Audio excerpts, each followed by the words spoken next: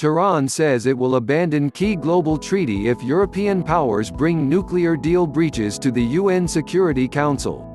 Iran threatened to withdraw from the Treaty on the Non-Proliferation of Nuclear Weapons (NPT) if European countries bring alleged violations of the historic nuclear deal with world powers to the United Nations Security Council.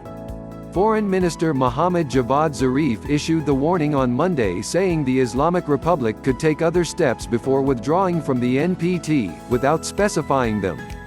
If the Europeans continue their improper behavior or send Iran's file to the Security Council, we will withdraw from the NPT, Zarif said in comments carried by Iranian news agencies.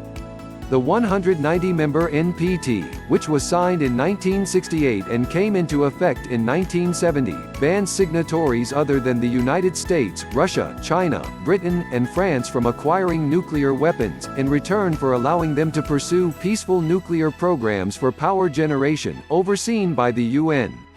NPT is the foundation of global nuclear arms control since the Cold War, including a 2015 deal that Iran signed with the world powers, which offered it access to global trade in return for accepting curbs to its atomic program.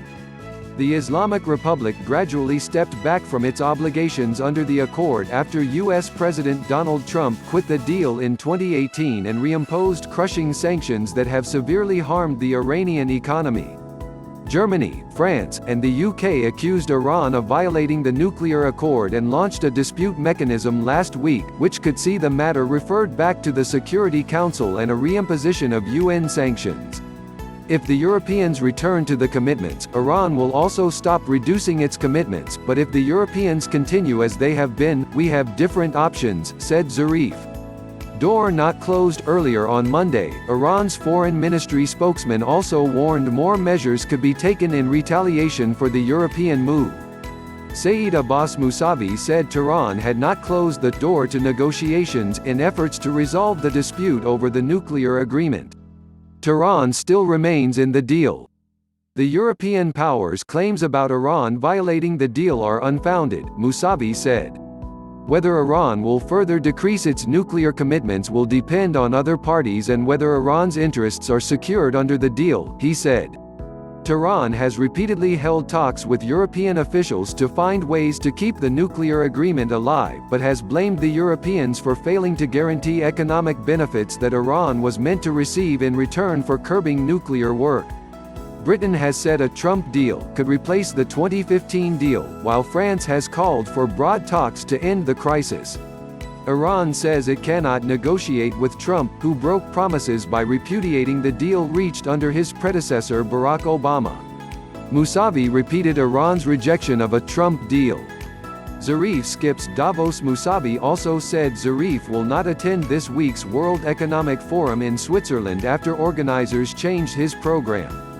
The four-day annual summit, which kicks off in the Swiss resort of Davos on Tuesday, is overshadowed by escalating tensions between the US and Iran. Zarif's absence removes any chance of a showdown with Trump, who is expected to attend the forum. They changed the original program they had for him, Zarif, the program that had been agreed upon, and came up with something else, said Mousavi. Either way, this trip unfortunately will not happen.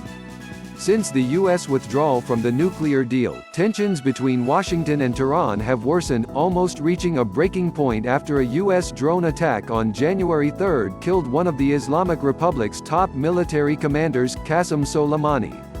Iran hit back 5 days later by firing a barrage of missiles at U.S. targets in neighboring Iraq, but causing no fatalities.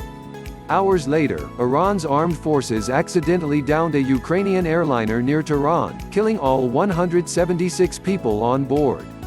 Trump previously threatened to hit 52 targets in Iran if it targeted U.S. citizens or assets following Soleimani's killing. Iran, meanwhile, said the U.S. bears some of the blame for the unintentional downing of the plane because of the heightened tensions. Please subscribe our YouTube channel. Listen News here. If you like the video, please like, comment and share the video.